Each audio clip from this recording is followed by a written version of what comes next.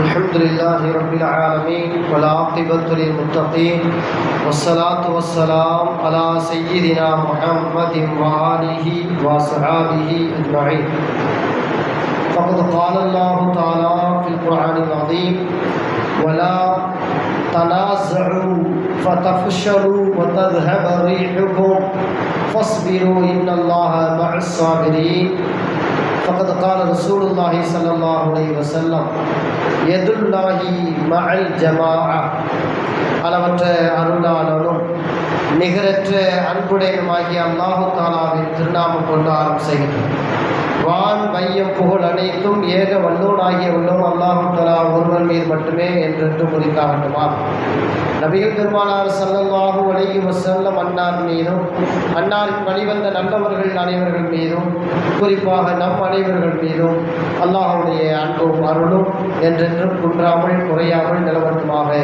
ஆமீன். அஸ்ஸலாமு அலைக்கும் வரஹ்மத்துல்லாஹி வபரகாத்துஹு. அல்ஹம்துலில்லாஹ். இன்றோடு நம்முடைய ஹாஃபில் அவர்கள் சரியாக 10 ஜுஸுவை முடித்து தந்திருக்கிறார்கள். இன்று ஓதப்பட்ட திருமறை வசனங்கள் நிறைய செய்திகளை சொல்ல கேட்டோம். போர்க்காலங்களிலே எப்படியெல்லாம் நபி தோழர்கள் நடந்து கொள்ள வேண்டும் என்பதை பற்றி அல்லாஹ் தஆலா பல வசனங்களில் இன்று ஓத கேட்டோம். பெருமானார் ஸல்லல்லாஹு அலைஹி வஸல்லம் அவர்கள் ஹிஜ்ரத்தின் போது குகையில் அவர்கள் தஞ்சம் அடைந்தது, அதை பற்றி சில வசனம் பேச கேட்டோம். இன்றைக்கு நம்முடைய சிந்தனைக்கு ஒரு அழகான வசனம்: வலா தனாஸஉ ஃபதஃஷலு.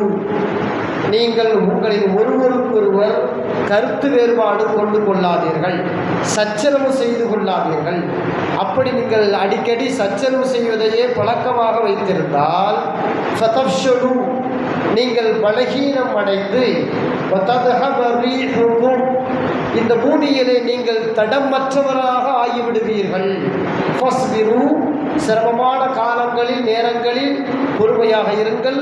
இன்னல்லாஹ் மஅஸ் ஸாபிரீன், அல்லாஹ் தஆலா பொறுமையோடு இருப்பவர்களோடு தான் இருக்கிறான் என்று அல்லாஹ் இந்த வசனத்தில் ஒற்றுமை என்பது அந்த குடும்பத்திலிருந்து, ஊரிலிருந்து, நாட்டிலிருந்து, உலக அளவிலே முஸ்லிம்கள் ஒற்றுமையாக இருக்க வேண்டும் என்ற கருத்தை அல்லாஹ் இந்த வசனத்திலே சொல்கிறான்.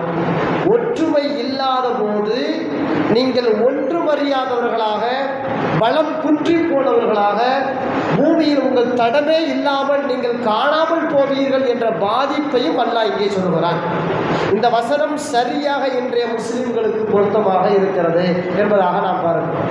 பெருமானார் ஸல்லல்லாஹு அலைஹி வஸல்லம் அவர்கள் சொல்வார்கள்: யதுல்லாஹ், அல்லாஹ்வுடைய உதவி, மஅல் ஜமாஅ, அதாவது மக்கள் கூட்டாக ஜமாத்தோடு தான் இருக்கிறது.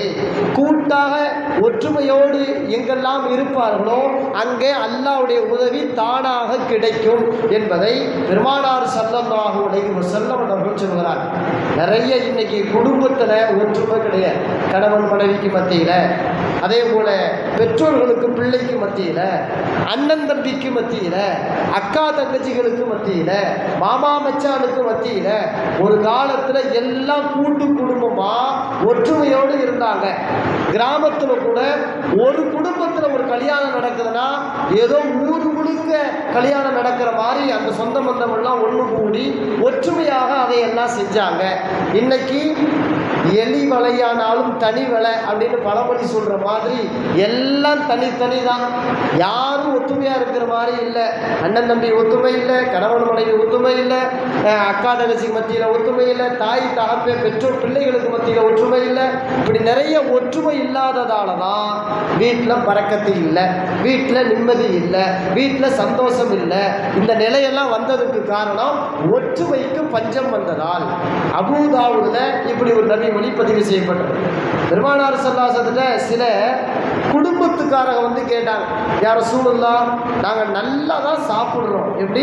நாங்கள் நல்லா தான் சாப்பிட்றோம், அதாவது நான்வெஜ்ஜு, வெஜ்ஜு எல்லாம், பழம் கிலம் அது இது எல்லாம் தான் சாப்பிட்றோம். ஆனால் எங்கள் வீட்டில் யாரும் சாப்பிட்ட பிறகு வயிறு நிறைய மாட்டேங்குது, ஒரு திருப்தி வரலையே. என்ன சாப்பிட்டாலும் ஒரு திருப்தி வரல, வயிறு நிறைய மாட்டேங்குது, இது ஒரு பெரிய பிரச்சனையாக எங்கள் வீட்டில் இருக்குது அப்படின்னு பல பேர் சொன்ன பொழுது ரசூலுல்லாஹ் சிந்திக்காம உடனே சொன்னாங்க: ஃபலஅல்லக்கும் தஃப்தரிகூன், நீங்க தனித்தனியா சாப்பிடுறீங்கிற மாதிரி தெரியுதே அப்படின்னு கேட்டான். நீங்க எல்லாம் தனித்தனியா சாப்பிடுறீங்களா? உனக்கு பசிச்சா நீ சாப்பிடு, அவருக்கு பசிச்சா அவரு சாப்பிடு, அப்படிங்கிற மாதிரி தனித்தனியா வரீங்க, தனித்தனியா சாப்பிட்டு போறீங்க, அப்படித்தானே அப்படின்னு கேட்டான். ஆமா அப்படின்னு அவர் சொன்னார். அப்பதான் பெருமானார் சொன்னாங்க, ஃபஜ்தமிஉ அலா துஆமிக்கும், நீங்க சாப்பிடும்போது ஒற்றுமையாக ஒரே இடத்துல உட்கார்ந்து சாப்பிடுங்க. வதுகுரு ஸ்மல்லாஹி அலைஹி, அப்படி சாப்பிடும்போது முதல்ல பிஸ்மில்லா சொல்லி அந்த சாப்பாட்டை துவங்குங்க. யுபாரிகு லகும் ஃபீஹி, அப்படி நீங்க சாப்பாடை ஒற்றுமையாக இருந்து சாப்பிட்டா அந்த உணவில் பரக்கத்து செய்யப்படும் அப்படின்னு பெருமானார் ஸல்லல்லாஹு சொன்னாங்க. அப்போ வேலைக்கு போயிட்டு வந்து வீட்டுக்காரர் வந்தாலும் மனைவி, பிள்ளை, கணவர், தாய் தகப்பன் எல்லாம் உட்கார்ந்து ஒரே நேரத்தில் உனக்கு கொஞ்சம் எனக்கு கொஞ்சம் பகிர்ந்து சாப்பிட்றது இருக்கு. அது கொஞ்சம் சாப்பிட்டாலும் பரக்கத், கொஞ்சம் சாப்பிட்டாலும் பரக்கத். பரக்கத்துனா என்னங்க? கொஞ்சமாக இருந்தாலும் போதிய சத்து கிடைக்கணும், போதிய போஷாக்கு கிடைக்கணும், அதுதான் பரக்கத்தை. இன்னைக்கு அந்த நிலை நம்ம வீட்டில் இருக்கா அப்படின்னு யோசிச்சாலே போதுமானது. வீட்டில் பரக்கத்து. சாப்பாட்டுக்கு மட்டும் இந்த ஹதீஸ் நினைக்கப்படாது. இப்போ அண்ணன் தம்பி எல்லாம் ஒன்றா இருந்து சம்பாதிக்கிறாங்க, அந்த சம்பாத்தியத்தில் பரக்கத்து. அதே போல் மகனும் தகப்பனும் சம்பாதிச்சு ஒரே மாதிரி காசு பணங்களை சேமிக்கிறாங்க அப்படின்னா அது ஒரு பரக்கத்து. இப்படியாக சம்பாத்தியத்தில் குடும்பத்துக்குள்ள ஒற்றுமை இருந்தா, சில நேரங்களில் மனைவி வீட்டுக்குள்ள உட்காந்தே சம்பாதிப்பாங்க, கணவர் வெளியே போய் சம்பாதிப்பாரு. இந்த சம்பாத்தியத்தை காசு பணத்தில் ஒற்றுமையாக வச்சு சேமிச்சா, கணவன் மனைவியாக இருக்கட்டும், அண்ணன் தம்பியாக இருக்கட்டும், தகப்பன் பிள்ளைகளாக இருக்கட்டும், யாராக இருந்தாலும் வீட்டுக்குள்ள ஒற்றுமையாக இருந்து சம்பாதிச்சு ஒற்றுமையாக எல்லாம் புழங்கினோம்னா கொஞ்சம் காசாக இருந்தாலும் பரக்கத்து கிடைக்கும், கொஞ்சம் காசாக இருந்தாலும் பரக்கத்து கிடைக்கும். உன் காசு உன்னோட, என் காசு என்னோடது, புருஷன் முன்னாடிக்கு ஒற்றுமை இல்லை, பிள்ளைகளுக்கும் பெற்றோருக்கும் மத்திய ஒற்றுமை இல்லைன்னா எவ்வளவு சம்பாதிச்சாலும் வீட்டில் நிறைச்ச விஷயங்களில் பரக்கத்தை பார்க்க முடியாது. அப்போ ஒற்றுமை வேணும் அப்படின்ட்டு பெருமானார் ஸல்லல்லாஹு சொல்கிறாங்க. அதாவது ஒற்றுமையாக இருந்தால் தான், இல்லை நான் வெளியே போனாலும் பெரிய ஆள் ஆகிடுவேன் அப்படின்னா நிச்சயமாக பெரிய ஆளாக ஆக முடியாது. அல்லாஹ் குர்ஆனில் ரொம்ப தெளிவாக சொல்கிறான், நீங்கள் ஒற்றுமை இல்லாமல் சண்டை சச்சரவு போட்டு நீ வேற நான் வேணும்னு பிரிஞ்சு போயிட்டேன்னா இந்த பூமியில் நீ வாழ்கிற இடத்துல நீ வாழ்ந்த தடமே இல்லாமல் போயிருங்கிறான் அல்லாஹ். ததஹபரீஹுக்கும்னா உங்கள் தடமே இருக்காது, உங்கள்கிட்ட எந்த பலமும் இருக்காது அப்படின்னு சொல்லிட்டு அடுத்து ஒரு வார்த்தை சொல்கிறான், ஃபஸ்பிரு. இப்படி ஒற்றுமையாக இருக்கும் பொழுது, கூட்டு குடும்பமாக இருக்கும் பொழுது யாராவது ஒரு குண்டக்க மண்டக்க செஞ்சிடலாம், யாராவது ஒருத்தர் கருத்து வேறுபாடு சண்டை சச்சரவு வந்துடலாம். அப்படி இருக்கும் பட்சத்தில் அந்த குடும்பத்தின் தலைவர் கொஞ்சம் பொறுமையாக போ அப்படிங்கிறாங்க. அல்லாஹ் தஆலா சொல்கிறான், கொஞ்சம் பொறுமையாக போங்க, சண்டை சச்சரவை பொறுத்துக்க, சகிச்சுக்க, தம்பி தானே, அண்ணன் தானே, அத்தா தானே, மனைவி தானே அப்படின்னு சொல்லி பொறுத்து போயிரு, அதில் பரக்கத்து இருக்கு அப்படின்னு சொல்லிட்டு, இன்னல்லாஹ் மஅஸ் ஸாபிரீன், பொறுமையாளர்களோடு அல்லாஹ் இருக்கிறான். அல்லாஹ் யாரோடு இருக்கிறான்னு சொல்லிட்டானோ அவங்களோட பரக்கத்து இருக்கு, ரஹமத் இருக்கு, கண்ணியம் இருக்கு, எல்லாம் வந்துருச்சு அவரோட, எல்லாம் அவரோட இருக்கு. அப்போ பொறுமையாகவும் இருக்கணும், கூட்டாகவும் இருக்கணும், அதே நேரங்களில் சண்டை சச்சரவு இல்லாமல் தன்னைத்தானே நல்ல விதமாக பாதுகாத்து கொள்ளணும்.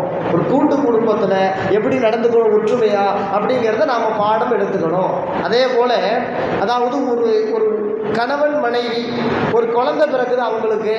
அப்போ கணவன் சொல்கிறாரு, இந்த பையனுக்கு எங்கள் அத்தா பேரை வைக்கணும். அவங்க அத்தா பேர் என்னான்னு கேட்டோம்னா அப்துல்லா, அவர் அத்தா பேர். அந்தம்மா சொல்லுது மனைவிக்கார பிள்ளை, இல்லை இல்லை எங்கள் அத்தா பேரை தான் வைக்கணும், எங்கள் அத்தா பேர் முகமது அப்படின்னு. இவங்களுக்கு மத்தியில் சண்டை, உங்கள் அத்தா பேரையா எங்கள் அத்தா பேரையா, பெரிய சண்டையாகி பக்கத்து வீட்டுக்காரன் வரைக்கும் சத்தம் போயிடுச்சு. அதான் அங்கேருந்து வந்தான், வந்து கேட்டான், என்ன உங்களுக்கு மத்தியில் சண்டை? இல்லை பிள்ளைக்கு பேர் வைக்கிறது எங்கள் அத்தா பேரா அவள் அத்தா பேரான்னு தான் சண்டை. உடனே அவன் ஒரு யோசனை சொன்னான், நான் ரெண்டையும் கலந்த மாதிரி ஒன்று சொல்கிறேன் கேளுங்களேன், என்னப்பா சொல்லு அப்படின்னு அவன் சொன்னான். அதாவது முகம்மது சலீம் அப்துல்லா அப்படின்ட்டான். இது என்னடா முகம்மது எங்கத்தா பேர், அப்துல்லா அவங்கத்தா பேர், நடுவில் ஒருத்தர் சலீம்னு யாரு? வேற ஒன்றும் இல்லைங்க, அது எங்கத்தா பேர் அப்படின்னா. அது எங்கத்தா பேருன்னா, அதாவது நாம வீட்டுக்குள்ளே சண்டை போட்டுக்கிட்டா வெளியே இருந்து பார்க்குறவன் இப்படி தான் பஞ்சாயம் பண்ணுவான். அண்ணன் தம்பியாக இருக்கட்டும், புருஷன் பொண்டாட்டியாக இருக்கட்டும், பெற்றவங்க பிள்ளைங்களாக இருக்கும், சண்டை போட்டோம், அது வெளியே தெரிஞ்சிருச்சுன்னு சொன்னால் நம்ம சண்டையை அவன் கேலி கூத்தாக்கி மேற்கொண்டு பிரிவினையை உண்டாக்கி எப்படியான அவன் வந்து கேம் விளையாண்டுட்டு போயிடுவான். அதனால தான் நாம் நம்ம குடும்பத்துக்குள்ள சண்டை சச்சரவே வந்தாலும் நம்மளுக்குள்ளேயே சமாளிச்சுக்கிட்டு போயிடணும், அந்த பிரச்சனையை வெளியே கொண்டு போயிடக்கூடாது அப்படிங்கிறதா இந்த கதை மாதிரி சொல்லி நமக்கு புரிய வைப்பாங்க. அதாவது பெருமானார் ஸல்லல்லாஹு காலத்தில் போருக்கு போகிறாங்க. போருக்கு போன உடனே அந்த வீரர்கள் எல்லாம் ஒரு இடத்துல முகாமிடணும்.